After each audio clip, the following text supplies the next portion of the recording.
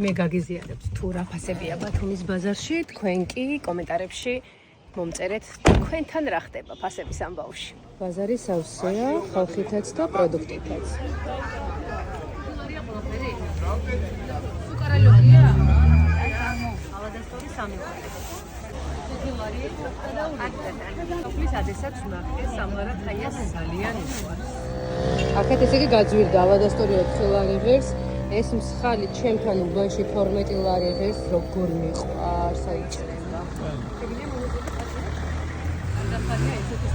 რა არის კარტოფილი? ეს 90 ლარია. ეს ქიშმიშა ყურძენი? 4 ნახევარი? 4 ნახევარი. არა, კაია. კაი. კი. დაღირს? დაღირს ავოკადო? ხო? 16 იყო წინაჯერს. მეგობრებო, დავხარჯე 75 ლარი და შევიძინე ეს პროდუქტი. ბევრია თუ ცოტა?